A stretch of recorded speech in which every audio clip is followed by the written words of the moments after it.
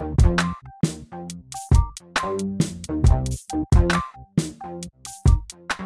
right, it's another lovely day to be on Elevated TV. My name is Edafi Matthew Esogene, and I have one man who's been there, done it, seen it all on both sides. Is what you call the best of both worlds. He's also been at the beach soccer from the very beginning up until this moment. He's an icon, he's a national legend, he's everything, he's a treasure when it comes to playing in the league and also playing beach soccer. He's been to every part of the world because of football. And I'm very, very pleased and excited to have you. Abu Azeez, you're welcome to 1v1 on It's Elevated my TV. pleasure being here. I have always wanted to be here, and it's good to be here right now. I'm very, very happy. Let's talk about your time in Warri. Who's that player that dresses very awkward? Like everybody's dressing this way and he shows up and I'm like, what's up? Good luck on Amado.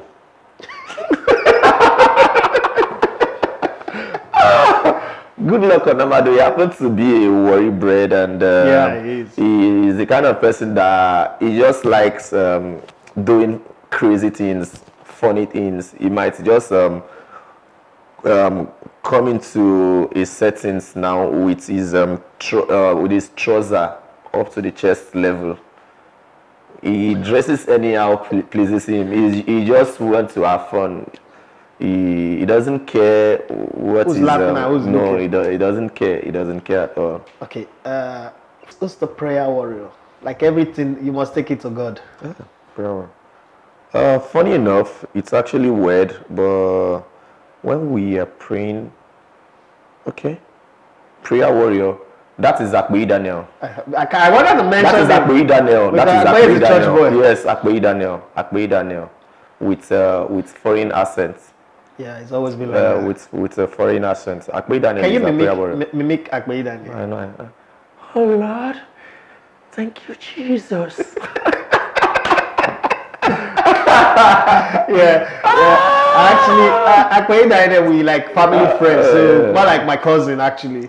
Who's the guy that is always there, always trying to advise everybody? Okay. Ogagotewo. Okay, Ogagotewo. Okay. Okay, Ogagotewo. Yeah. You were with Okemotoda as well. Yes. Most quiet player you played with. Ha, quiet, but very wicked, very dangerous. He doesn't talk. Yeah. He doesn't talk. No matter what is happening in the team, you would not see or hear or say anything. But he is a very, very dangerous person. When you're him one-on-one in the room, that's when you know who Oda is. He's a very, very dangerous person. When you say dangerous, explain dangerous. There was a time Oda was in a top shape, like was in top form. But because that period there was a national team assignment, and I think they want Akbeyi to make the national team. list. So Akbeyi was always in goal ahead of Oda, and after Akbeyi left for the national team, it was time for Oda to. Oda said he wasn't going to keep it. He said he wasn't going to keep. That he's injured. And it took that period, himself and Mr. Davis Nomi, they had issues then. It took the grace of God and the coaches and some players to interfere. For him to keep. For him to start keeping. Okay, so let's talk about cities and the orientations you got. Your Lagos born, started playing in Lagos, the hustle and bustle. You would have thought nothing can beat Lagos. Then you went to the quiet, rocky city of Kwara, where almost everybody mind their business, but they are deadly and dangerous if you step on their toes. Extremely. And then you went to Warri. What was it like? Warri, the pidgin English was different, the people was different. Warri happened to the be... girls. Oh, gosh. And then the food. Let's talk about that. Warri happened to be the best place I have stayed after Lagos. You say it. You say mention Warri, it. Mention it. Yes. Talk about it. I love Warri very, very well because it's a do your thing. Nobody send you. make yourself happy. Everything is in Warri. Like the most important thing, if you are like as a footballer, once in a while, just they call it pay your due. Yeah. There are some area boys or street. Let me not use area boys. Street boys.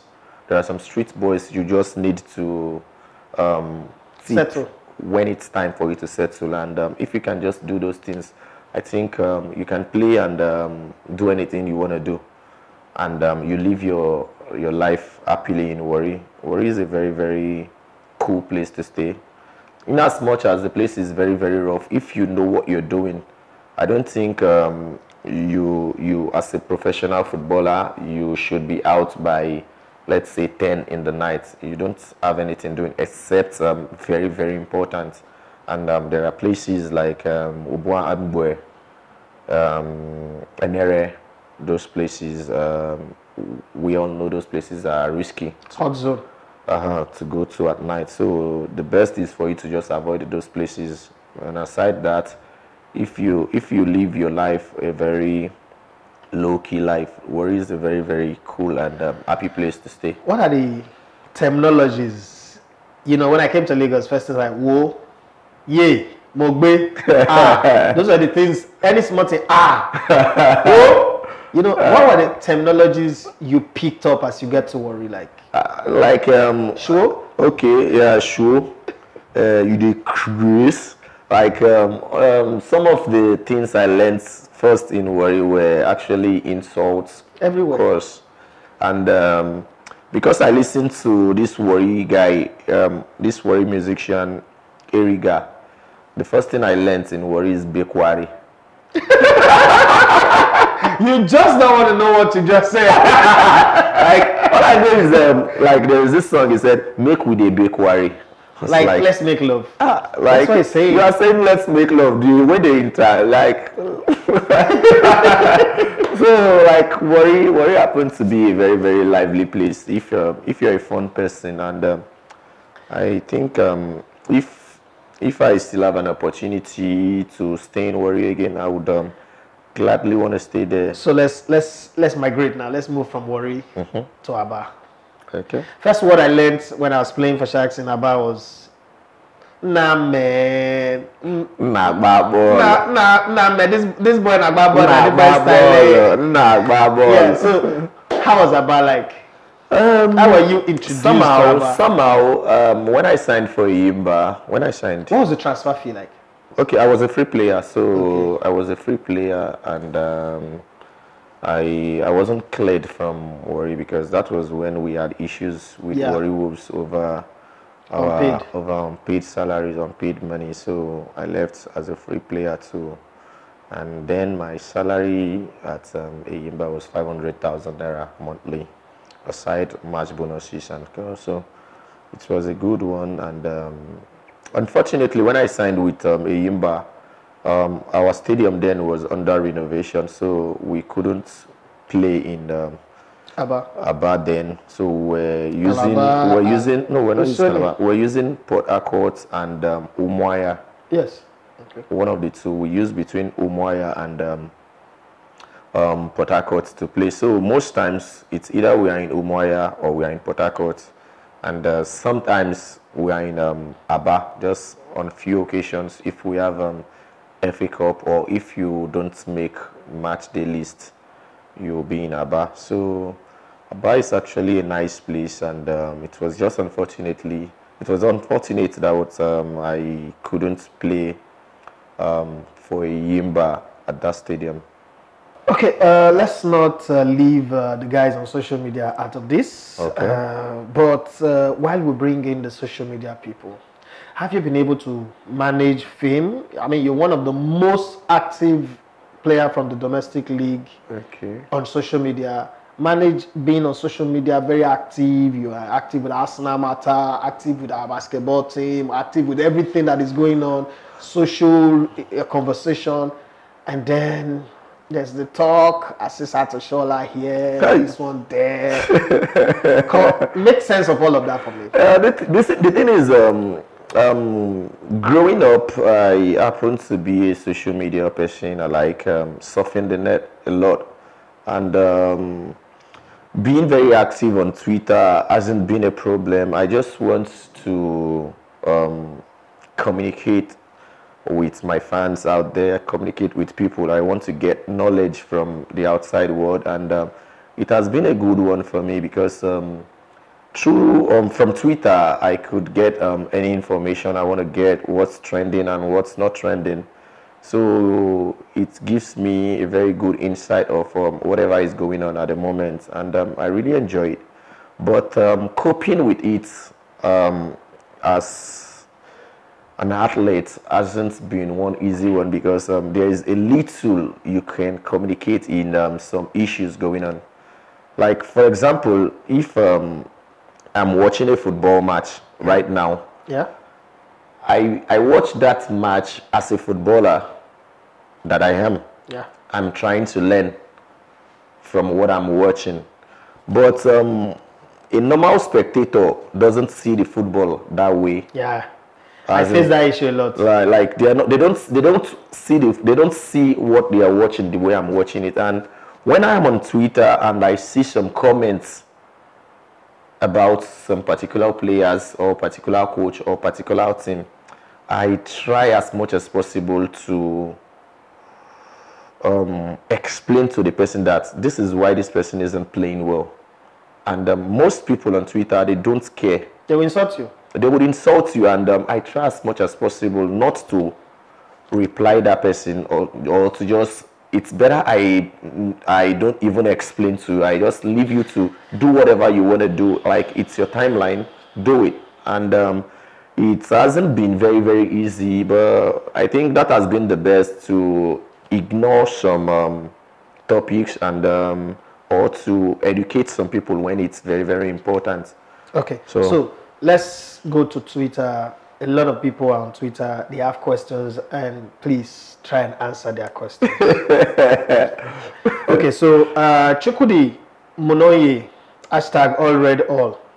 I have two questions on the pro here. He said, Morning boss, why do majority, if not all, B soccer players find it difficult to make a switch to the national team? I mean, from the grass, the B soccer team, to the Super Eagles. The thing is, basically in Nigeria, I think the people in charge of the Super Eagles, they feel or they think that once you start playing beach soccer, like you should be focused more on beach soccer than the regular football. But I think I also think a player like Ibinebu Ikechukwu, yeah, he started playing beach soccer as 2005 or 2006. Yeah. And it was after that period that he still played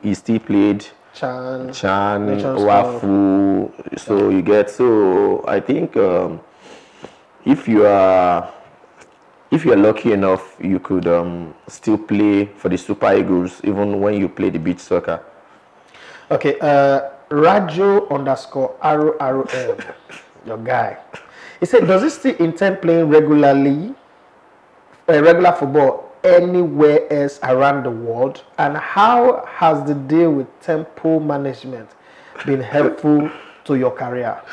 Of course, I still play regular football, and last season I actually played in the Nigerian Premier League, but unfortunately I was injured. I had this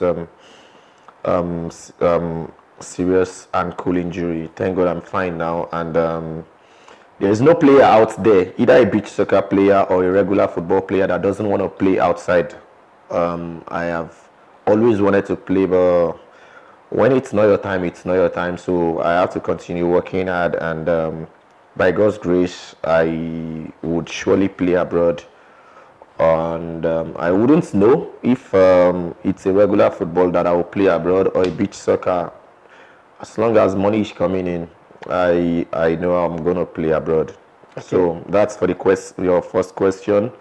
And about Temple Management Company, Temple happen to be a very big brand in Nigeria, in Africa, in the world. And I signed with them early last year. But unfortunately, we couldn't meet at the same point. What I want and what they want isn't aligned. So somehow I terminated my contract recently, and I am actually working on getting another management company to work with. But Temple is still my family. Once in a while we still communicate. So the most important thing is everybody is happy. So